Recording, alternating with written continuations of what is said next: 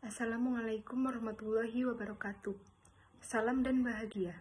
Perkenalkan, kami dari kelompok 10 izin mempresentasikan hasil dari diskusi kami yang berjudul Anggaran Piutang dan Kas 1. Sebelumnya, perkenalkan anggota dari kelompok 10, saya sendiri Lilis Agustin, NIM 2019 017 135, dan Khairia Nurrohmah, NIM 2019 017 151. Slide selanjutnya yaitu pengertian anggaran piutang. Dalam anggaran piutang ini yang dimaksudkan adalah anggaran piutang usaha. Anggaran piutang usaha merupakan suatu anggaran yang merencanakan secara lebih rinci mengenai perubahan piutang usaha selama periode yang akan datang, yang di dalamnya meliputi rencana mengenai bertambahnya piutang karena penjualan kredit dan berkurangnya piutang karena adanya pelunasan piutang, penyisihan piutang, penghapusan piutang, dan potongan penjualan. Slide yang selanjutnya yaitu manfaat anggaran piutang.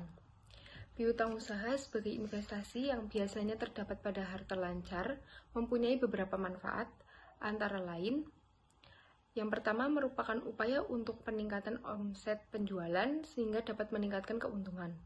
Yang kedua, pada jenis usaha tertentu, kredit jangka panjang dapat menciptakan keuntungan tambahan tertentu bagi perusahaan. Yang ketiga, dapat mempererat hubungan dagang antar perusahaan dengan relasinya. Kemudian, faktor yang mempengaruhi anggaran piutang terdiri dari 6. Yang pertama, volume barang yang dijual secara kredit. Yang kedua, standar kredit. Yang ketiga, jangka waktu kredit. Yang keempat, pemberian potongan. Yang kelima, pembatasan kredit. Dan yang keenam, kebijakan penagihan piutang. Yang selanjutnya yaitu penyusunan anggaran piutang. Penyusunan anggaran piutang usaha merupakan tanggung jawab divisi kredit. Divisi kredit dalam menyusun anggaran piutang harus bekerja sama dengan divisi penjualan. Divisi penjualan biasanya di bawah manajer pemasaran, sedangkan divisi kredit biasanya di bawah manajer keuangan. Penyusunan anggaran piutang ini merupakan anggaran usaha. Yang selanjutnya yaitu kas. Anggaran kas disebut juga dengan perubahan kas, dan ada juga yang menyebutkan dengan anggaran sumber penggunaan kas, tetapi sebaliknya. Disebut anggaran sumber dan belanja kas atau anggaran masuk dan keluar kas daripada anggaran sumber dan penggunaan kas.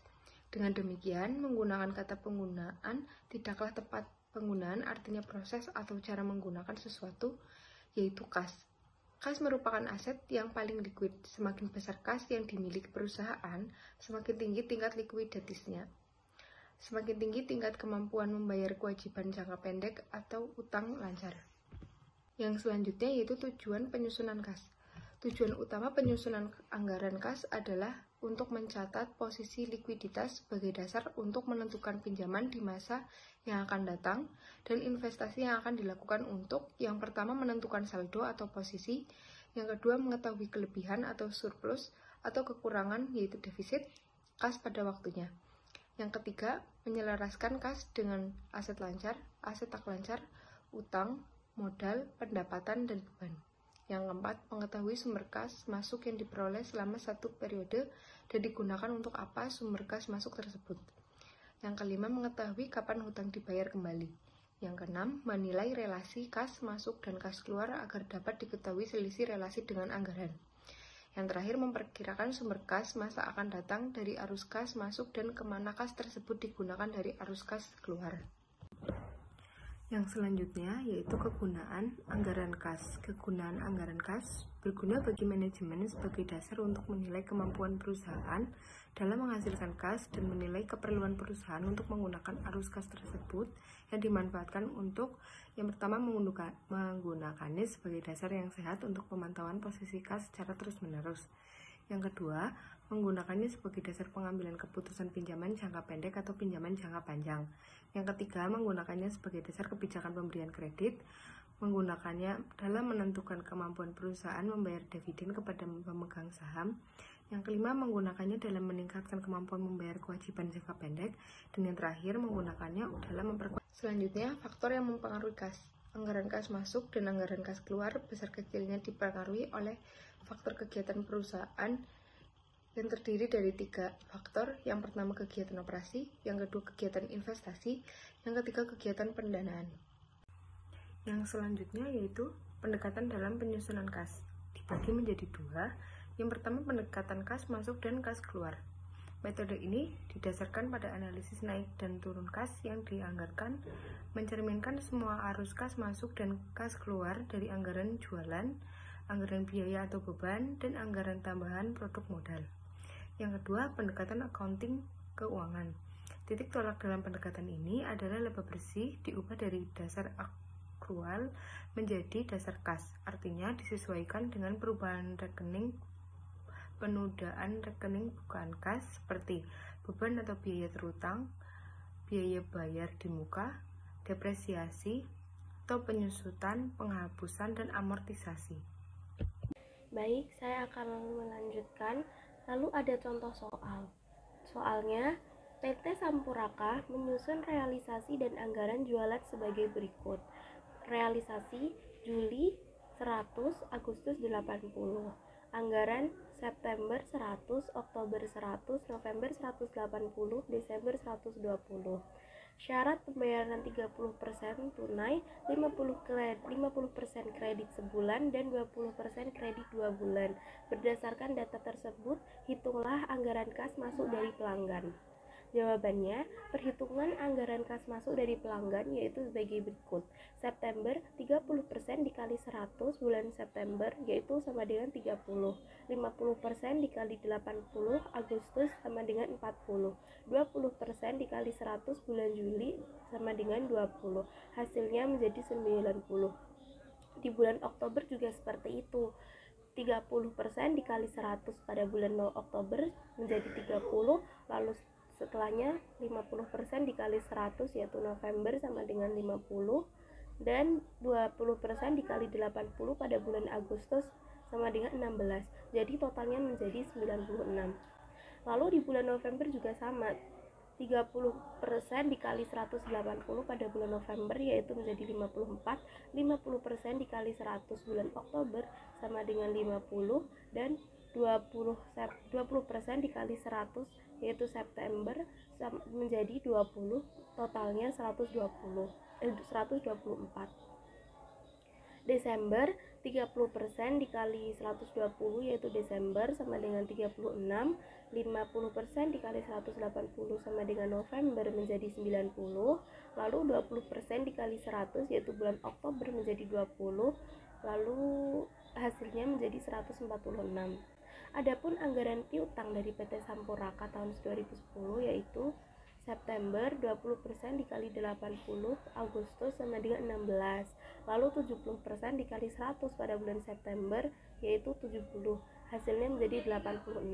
Untuk bulan Oktober juga 20% dikali 100 yaitu bulan September sama dengan 20, lalu 70% dikali 100 bulan Oktober menjadi 70, dan hasilnya menjadi 90.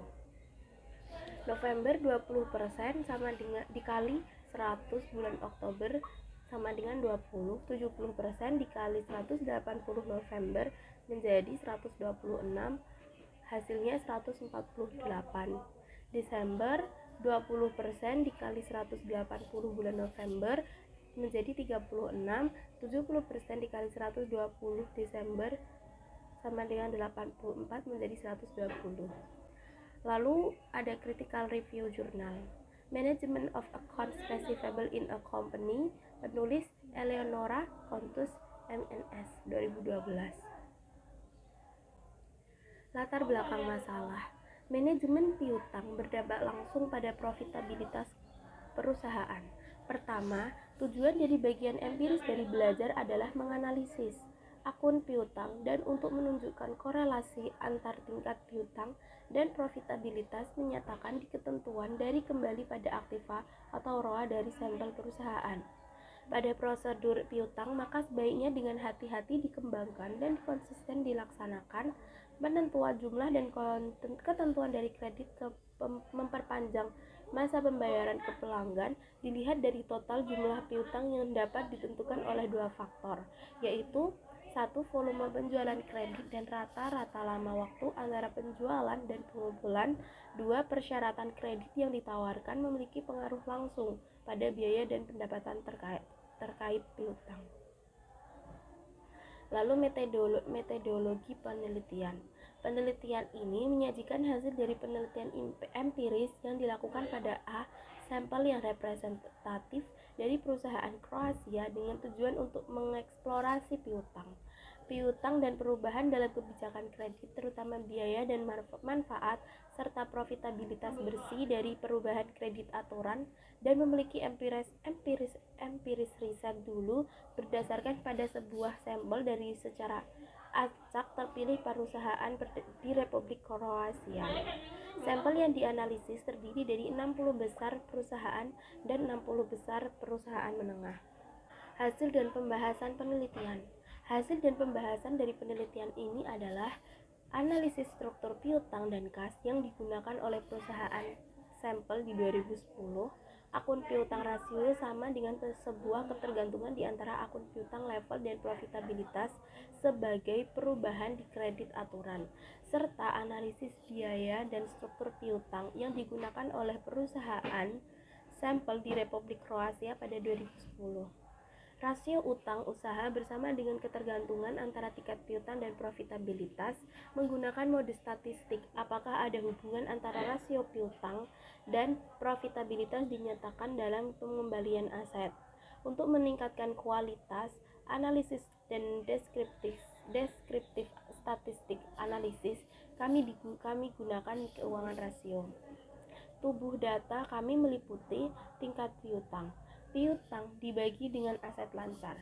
Piutang dibagi dengan total aset dan pengembalian aset atau ROA, dan biaya dan manfaat dari perubahan kebijakan kredit sebagai laba bersih dari perusahaan kebijakan kredit. Variabel bebas yang menentukan laba bersih dari merevisi kebijakan kredit yang telah dipilih, dan hubungan di antara mereka memiliki pernah didefinisikan. Lalu kesimpulan, akun piutang merupakan pengelolaan dan penentuan sebuah kebijakan kredit dengan menyelidiki cara-cara untuk mempercepat penagihan dan mengurangi utang buruk. Di analisis struktur dari piutang adalah akun piutang level dinyatakan dalam rasio keuangan dengan ketergantungan antar akun piutang dan profitabilitas, dan kami juga menganalisis perubahan kebijakan kredit sebagai sebuah kegiatan penting dalam pengelolaan piutang. Sebuah model perusahaan memiliki pernah dirancang pada itu, dasar dari itu analisis hasil dari ini aktivitas. Dengan pengembangan model pada dasarnya melibatkan definisi variabel dan model spesifikasi. Pada penelitian ini, temuan utama pada model perusahaan baru untuk menghitung penghematan bersih dari perubahan di kredit aturan, dan demonstrasi dari itu korelasi di antara tingkat piutang dan profitabilitas. Sekian presentasi dari kelompok kami. Bila ada kesalahan, kami mohon maaf. Terima kasih. Wassalamualaikum warahmatullahi wabarakatuh.